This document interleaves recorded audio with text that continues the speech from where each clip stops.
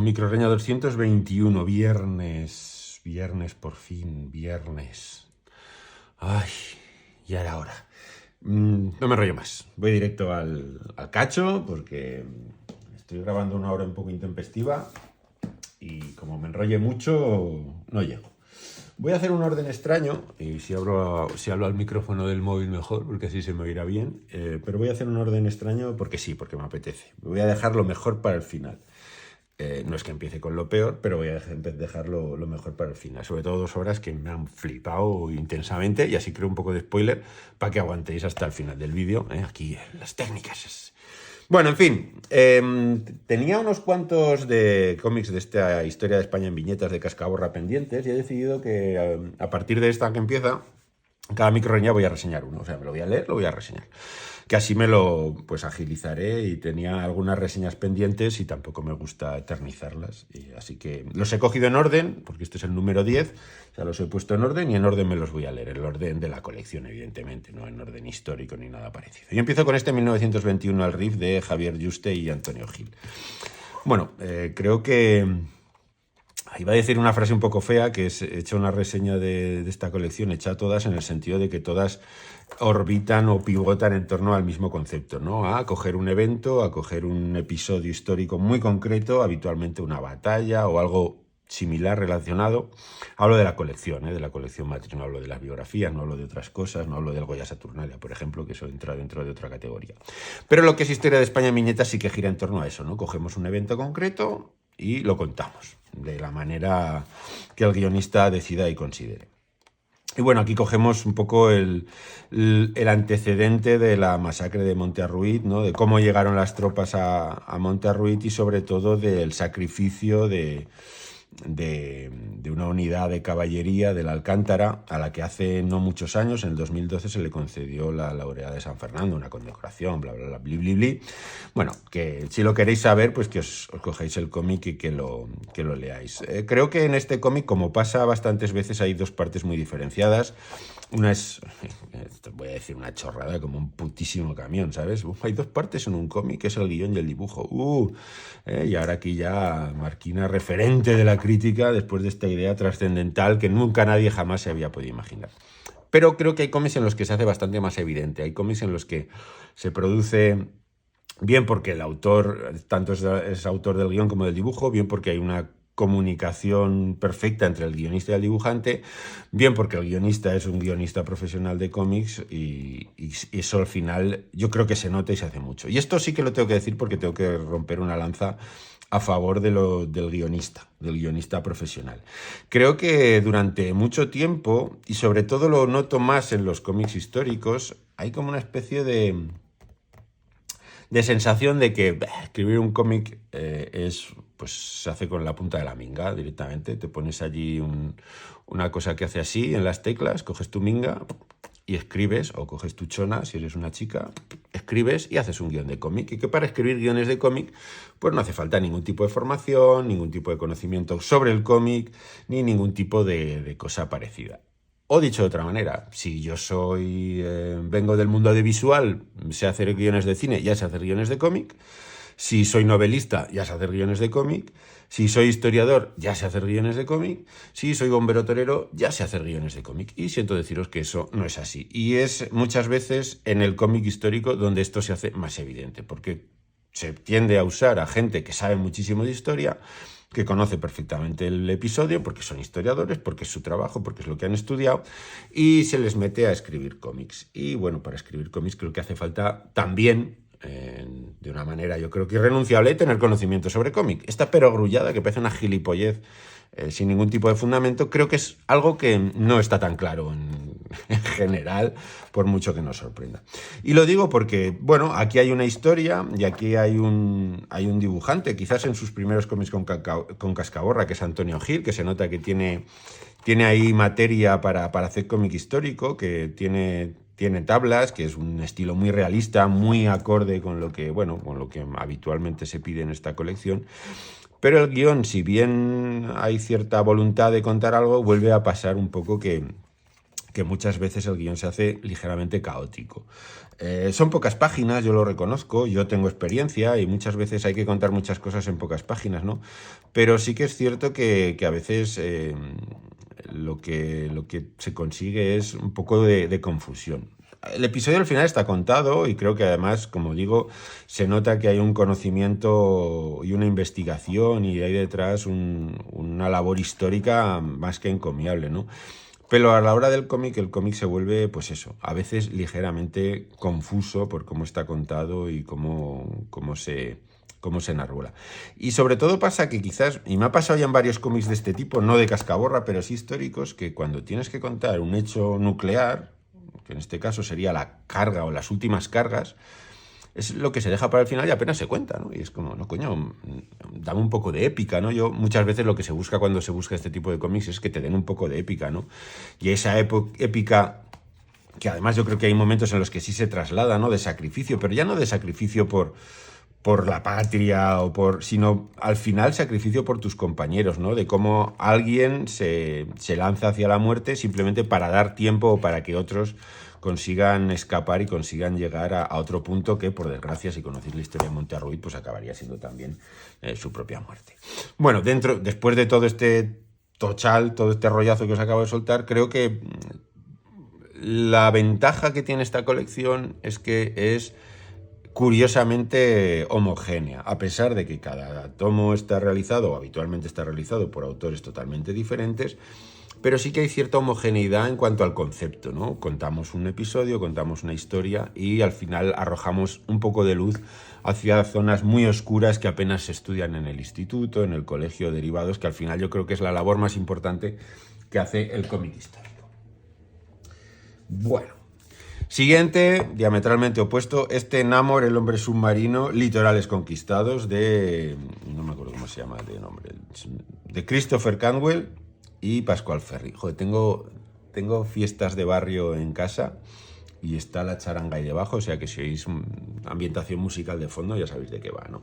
Bueno, típico cómic de futuro distópico que pudo haber sido, los Kree se cargan la atmósfera, tierra poco apocalíptica en la que Atlantis, o sea, vivir debajo del mar es la única opción, y Atlantis reina supremo en una tierra en la que todos los superhéroes han muerto, o casi todos, porque se han ido por los Kree y los Kree les han dado el pelo. Quizás esto es lo menos importante.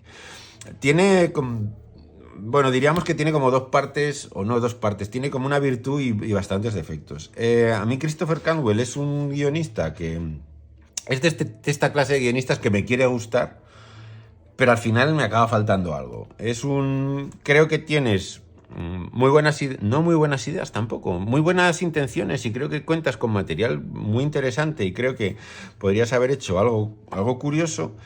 Y aunque creo que sí que construye personajes interesantes, creo que al final siempre le falta algo. No sabría deciros el qué, que quizás, insisto, es el principal inconveniente que me puedo poner a mí mismo, ¿no? Bueno, ya que te voy a criticar, te voy a decir qué tienes que hacer para mejorar esto. Yo creo que le falta siempre un punto final más espectacular, por decirlo de alguna manera. Como hablábamos antes en el riff, ¿no? Me falta que me des al final el do de pecho, que me cuentes la batalla final y que seas ligeramente más espectacular. Creo que sí que dominas los personajes, creo que sí que dominas la psicología de los personajes, pero te falta como sacarle más jugo a lo que es la historia en sí, ¿no? Tienes un mundo en el que puedes hacer lo que quieras y te quedas un poco a mitad.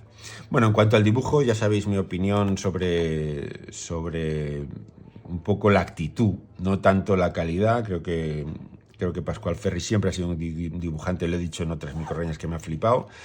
Creo que aquí va con el piloto automático, hay páginas que están meramente abocetadas, que se completan con el color del colorista, ahora os lo digo, que hay que nombrarlo, de Matt Hollingsworth, pero aún así, pues quien tuvo retuvo y me parece que Pascual Ferry es un dibujante que siempre tiene cosas interesantes que aportar. Ya os digo que creo que va en piloto automático, esto es un pagafacturas, hay que pagar el alquiler y Namor en este caso, Marvel paga bien y ya está, ¿no?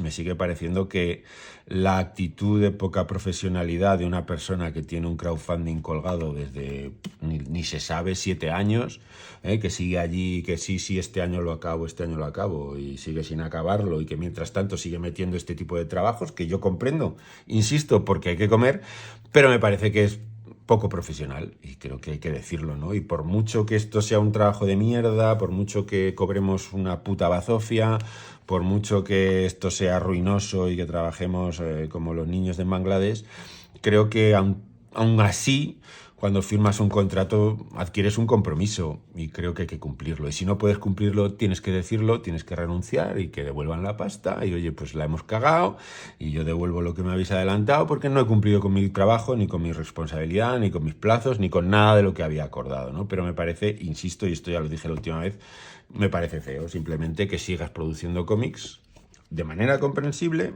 eso no lo discutiré jamás, pero sin asumir que otros trabajos probablemente nunca vayan a salir o vayan a salir con un retraso que es totalmente impresentable, dicho pronto y mal, ¿no? Me parece que, bueno, que no me parece lógico, simplemente no me parece lógico.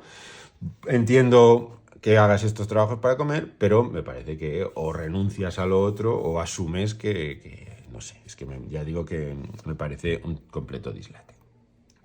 Si la de Namor era una historia distópica, regulinchi, Maldad Eterna es otra historia que yo creo que es distópica, es un Elseworld de manual, con esa Liga de la Justicia 2 que tanto me flipó en el cómic de Grant Morrison y Farran Quietly, que me parece una de las mejores historias de Morrison, aunque a mí me flipa más, ¿no?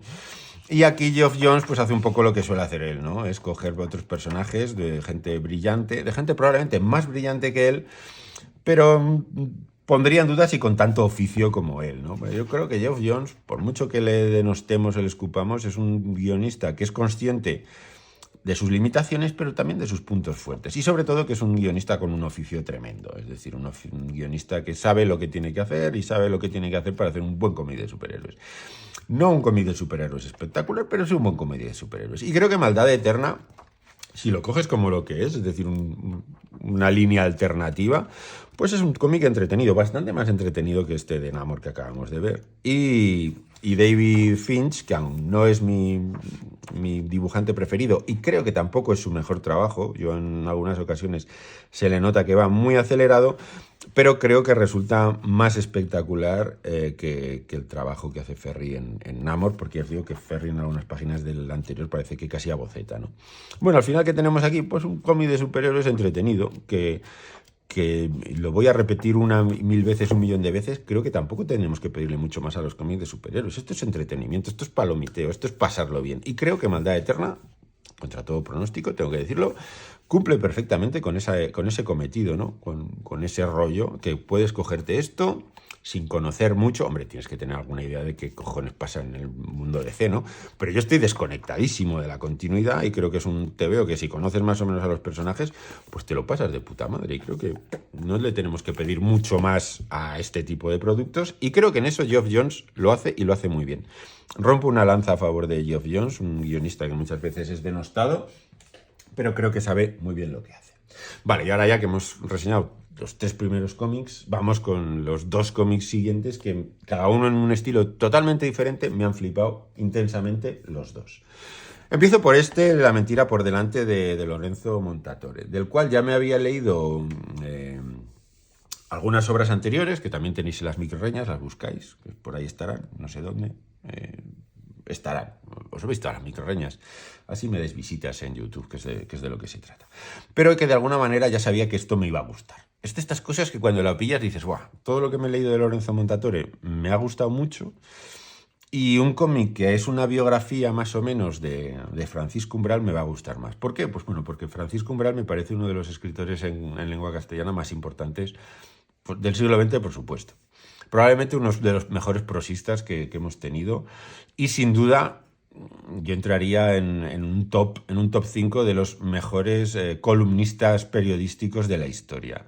Yo recuerdo, además, aquí hay mucho contenido emocional porque, bueno, Mi padre, cuando yo era joven, cuando era crío, se compraba el periódico El Mundo.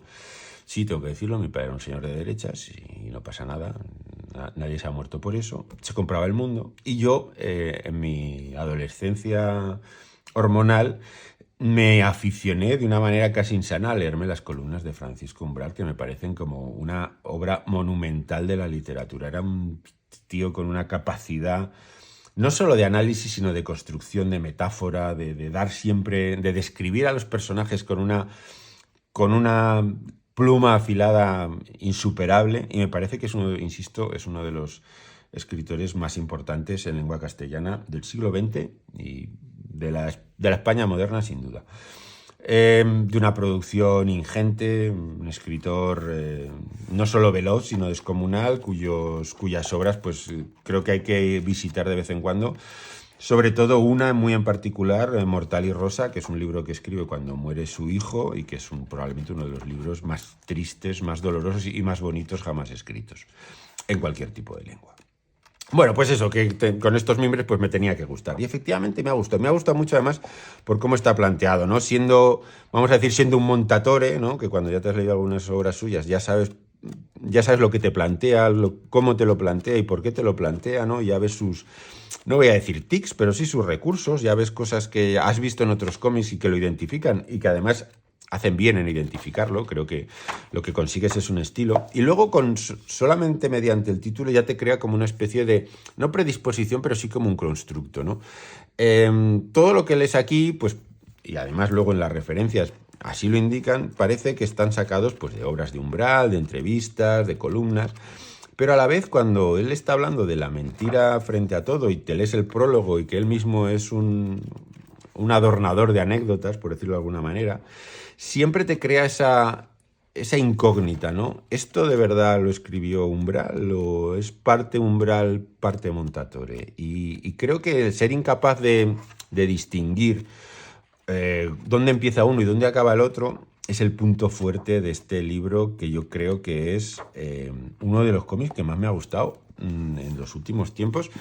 Insisto, hay una profunda carga emocional por mi parte, ¿no? Que me relaciona directamente con la memoria de mi padre, pero también me recuerdan un poco lo que disfrutaba con la lectura de esas columnas y del dardo siempre envenenado, pero siempre muy divertido además, con un humor ácido, insisto, con una capacidad de metáfora y de construir frases que pasan a la historia absoluta.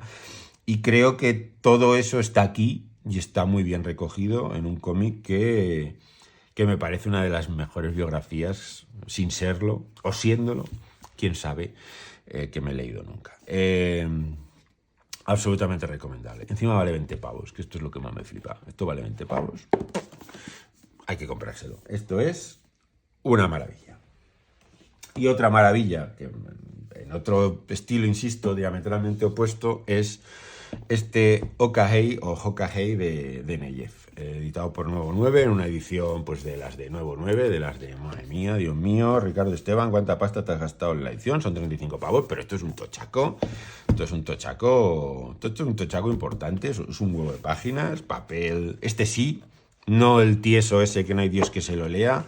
Aquí el papel es flexible, aquí el papel invita a leer, no es una cartulina rígida, que yo creo que a veces, lo he dicho otras veces, creo que hay un problema con el gramaje del papel de algunas obras de Nuevo 9, 224 páginas, pero bueno, ¿y qué tenemos dentro? Pues dentro tenemos un TVO, un western espectacular. ¿Por qué los franceses hacen tan buenos westerns? No lo sé. ¿Por qué llevan en la genética hacer tan buenos westerns? No lo sé. Pero me parece que es lo mejor que me he leído de Neyev. Creo que es su mejor dibujo con diferencia. Que Neyev era el de Bastardos del Bayou, no tiene nada que ver. Aquí esto es increíble, de verdad. Gráficamente es de caerse de culo, es una puta pasada.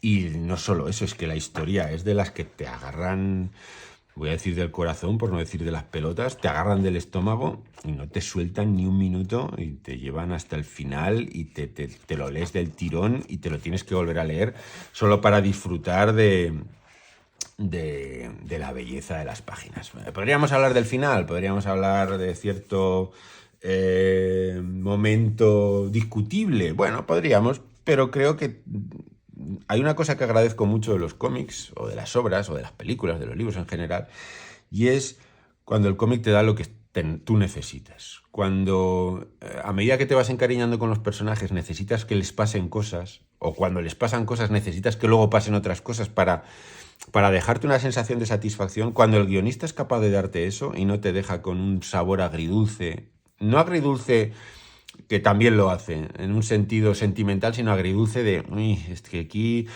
me ha dejado un poco a mitad, ¿no? Me ha dejado, no sé, un coitus interruptus un poco desagradable, no me ha gustado cómo ha llevado al final la trama, no ha ido donde me apetecía que fuera. Y cuando eso no pasa, pues se le pueden perdonar licencias y momentos que quizás son más difíciles de justificar, ¿no?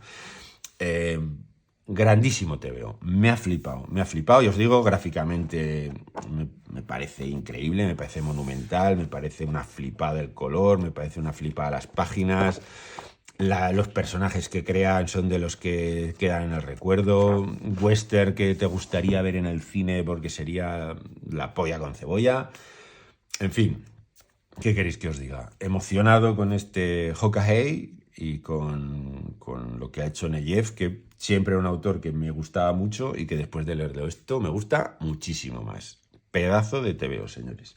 Pedazo de TVO. Vale, pues ya está. Que creo que me he enrollado una vez una barbaridad. Es que no paro de hablar, madre mía. Bueno, este Hokahei, La mentira por delante, muy recomendables.